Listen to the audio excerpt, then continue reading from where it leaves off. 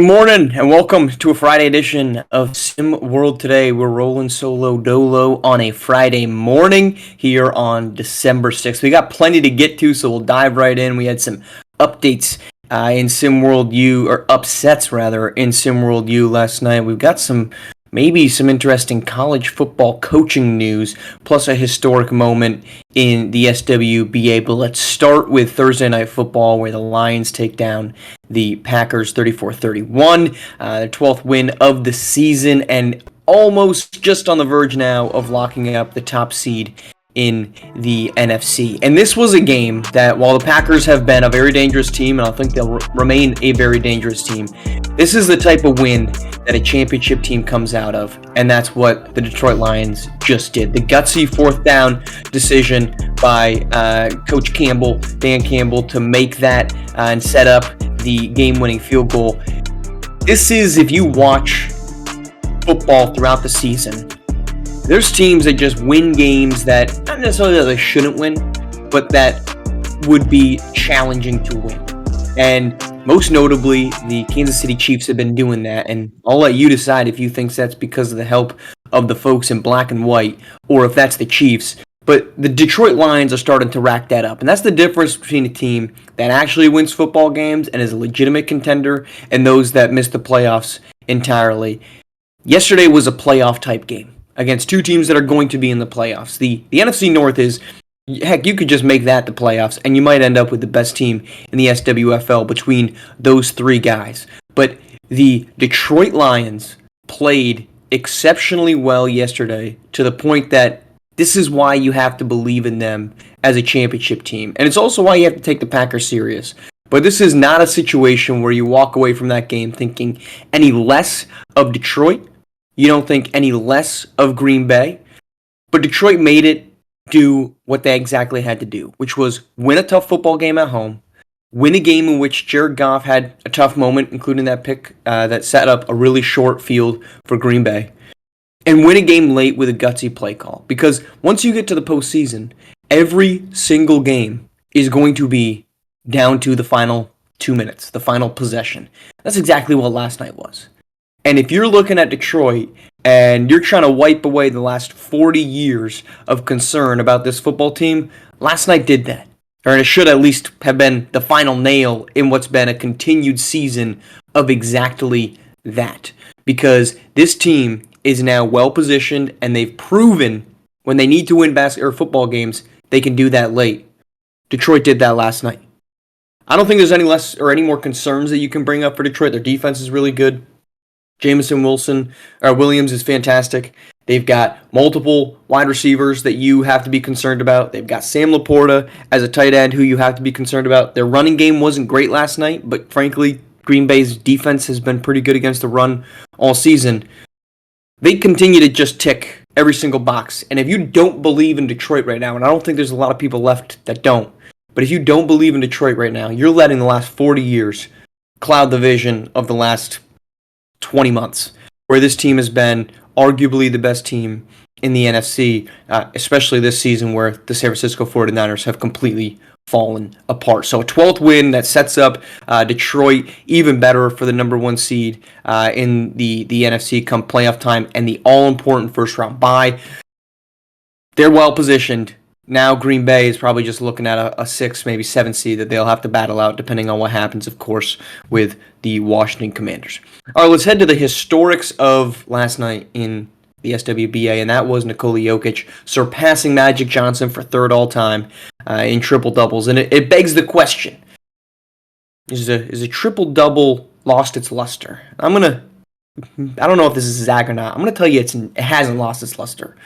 But it's lost its appeal, I think, for the mass audience, because Russell Westbrook before him and now Nikola Jokic today have made this a casual act. If anybody else gets a triple-double, folks, it matters.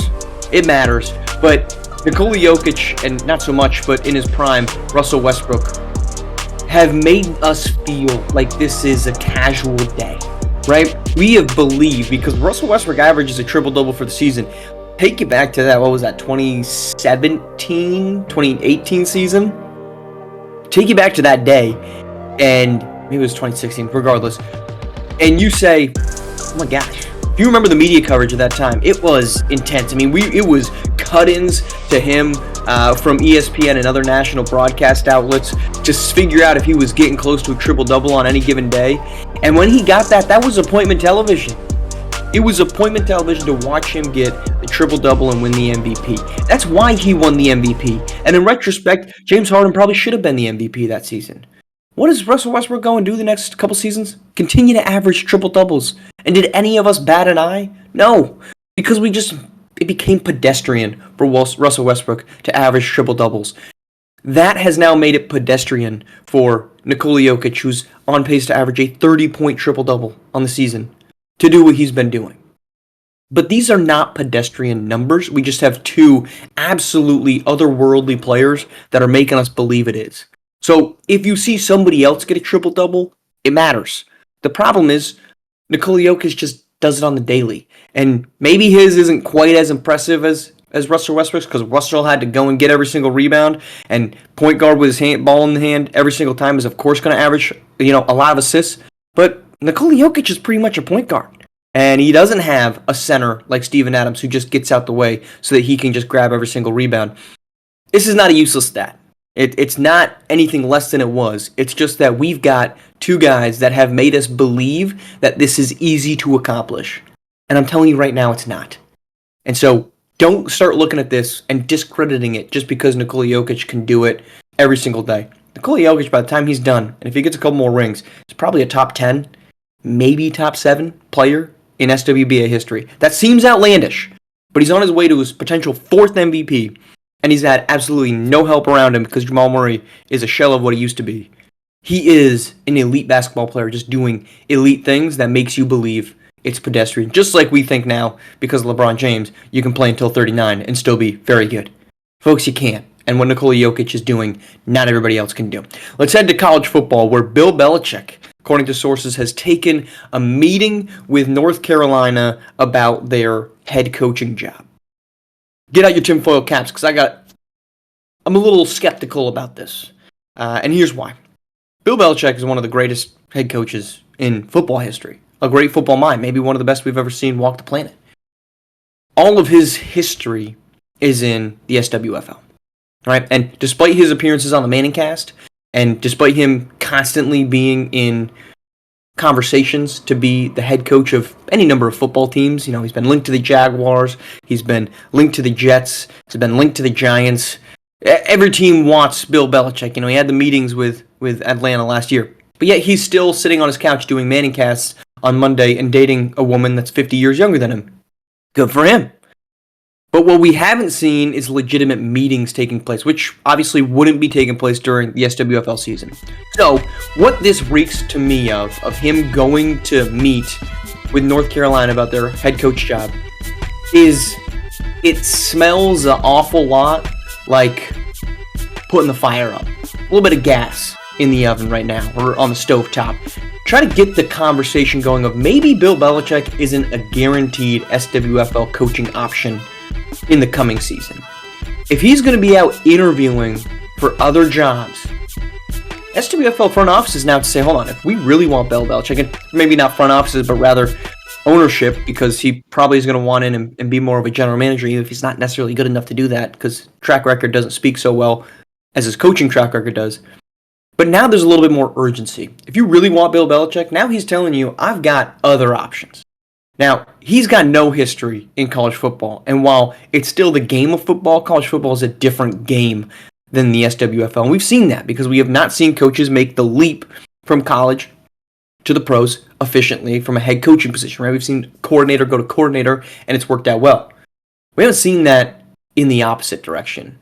At least, the only one you've really got is Greg Schiano, who went from Rutgers to Tampa, completely blew it in Tampa, so he went. But it would be a very odd move for a historic head coach to go from the SWFL down to college football. And so, to me, this sounds an awful lot like you're trying to create desperation and create urgency from SWFL front offices and ownership groups to think this isn't a guarantee that Bill Belichick ends up here and stays in the SWFL. If we really want him, we need to get the ball rolling because now there's another option, right? It's the classic case of, You're in middle school, because frankly, adults do this, but they shouldn't. They got a middle school mind. You're in middle school. You like a chick. You like a dude. You say, I kind of would like to go out with that person, but they got no interest in me. So what am I going to do? I'm going to go find another suitor and make myself a little bit more appealing. Make myself not be the guaranteed option on the table for this other person. That's what Bill Belichick's doing. And hey, he's dating a 24-year-old. Just probably taking tips from her in terms of the dating scene. Just make it college coaching. All right, let's head to SimWorld U, where we had 3 notable upsets last night in a chock-full slate of SimWorld U action. It started with Virginia taking down Kansas thanks to Cole Webb sinking a free throw with 30 seconds left. That's a number 9 team going down. It continued with Seton Hall, 2-10 Seton Hall, mind you, going on the road to take down number 18 Arizona 76-72. And then it finished off with Cal pulling the upset of number 23 ranked Princeton, their first loss of the season, 67-56. Let's rank these in terms of concern level. We'll start with Kansas. Concern level, not really there. You lost by 1 on the road to a Virginia team that's underperformed. You could have walked out of there with a win, and this is one of my least favorite things in all sports is we look at a 1 to 2 possession game, particularly in basketball, and you lose by 1 and suddenly the sky's falling. Oh, this team's better. This team's not better, okay? Virginia's not better than Kansas. I don't think anybody's here to argue that. But you lost by 1 point. Kansas goes 7 of 22 from deep last night. You hit 2 threes, and this game's a completely different conversation. We're not even talking about it in terms of an upset. So I don't get concerned about 1-point losses because they just don't mean a lot. They don't tell me a whole lot. It just tells me that in a very minute number of possessions, this other team was better than this team. And it doesn't mean they're better every single time you do it. This might be a situation where you played 10 times and this is the one Virginia win. I'm not freaking out about Kansas losing on the road. I'm also not freaking out about Princeton losing on the road to Cal. I don't think anybody thought Princeton was going to be going undefeated. I don't think anybody thought, we talked about it yesterday, no one thought Princeton was a top 15 team. They sure are a top 25 team. They've beaten some really good basketball teams, but they were going to lose at some point. And last night was that loss. Losing on the road to a good Cal team, 5-4 now. You want to talk about a team actually 6-4? You want to talk about that top 25, the tail end of it? We did it yesterday with Tennessee. All these teams that are 1 to 2 games above 500. Cal could have been the 24th ranked team in the country, and we're not really batting an eye over the 23 ranked team losing to number 24. That's how good Cal is. They are a top 25-ish team. Princeton is a top 20-ish team. Losing on the road by 11 to a team that's got a guy like Jason Tata. Losing on the road when you shot 1 of 9 from deep and you shot 40% overall. Not really concerned. These games were going to happen for Princeton. I still think they're a dark horse in the American. I'm not buying into them just yet as a real team to win that conference. Arizona, though. We could talk, 4 points. I just made the argument. I'm not really going to freak out about it. But you lost to Seton Hall, who's 2-10 on the season. You gave up 43 second half points. You're now just above 500. This doesn't make me feel nice and cozy and warm inside. You didn't get a great game from Corey Yams, 8 points. Yeah, Juan Valentine played well. But your offense was really nowhere to be found. You lost a game by 4 and gave up 76 points to a team that shot 40% from the floor and is 8 games under 500 on the season. Seton Hall doesn't have the appeal of Virginia, where you've got an elite scorer, an elite prospect in Johnny Baldwin. They don't have that. They also don't have the benefit of Virginia's track record, or rather sample size being much smaller. They're 2-6. But Seton Hall, a 2-10 win or loss at home to that team, I know it's 4 points. We just made the argument like I just said. That's the out on this one. But that loss is the most concerning of the 3. Is the sky falling? No, it's not. Team's going to lose. It's a guarantee in sports. You don't go undefeated. That's why we care about it when a team does. But now at 500 Arizona does not make me feel warm and cozy about their prospects in a very good Pac-12. Let's head to the rest of our SimWorld U games from last night and our SimWorld U wrap-up. Roll the tape. Please and thank you, production team.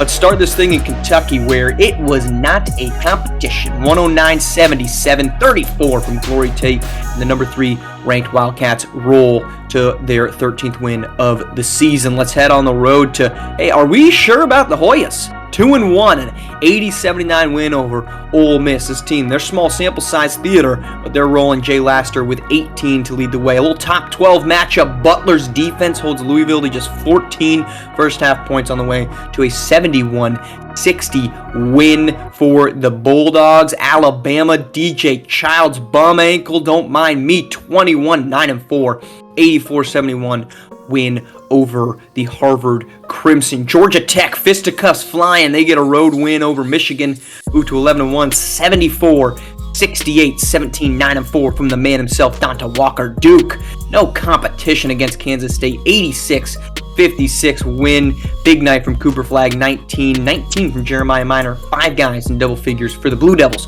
Rutgers can't get it done at home. They fall to Missouri, 82-73, 22 points from Dylan Bannon, just 13 from Japheth Towns, not a problem. UNLV, no chance at home against UNC, 90-68 for number 17th ranked Tar Heels. Head on over to Texas Tech, Nevada, where also no competition. Texas Tech, a 70-41 win. Malik McNeil, say that one 5 times fast, leads the way with 19 and 9. Hey, double-double, Tyrell Thompson getting it done for the Red Raiders. All right, that's our show, and that's our week. We are coming back on Monday with plenty of SWFL action. We're going to be talking college football because it's college football championship weekend. Starts tonight, 8 p.m. with a triple header, including a big one, Boise State and UNLV. Potential college football playoff implications in the Mountain West, of all places. We will be reacting to all that, what should be entertaining. Appreciate you tuning in. We will be back on Monday here on SimWorld Today, the only place you can see the game, be the game.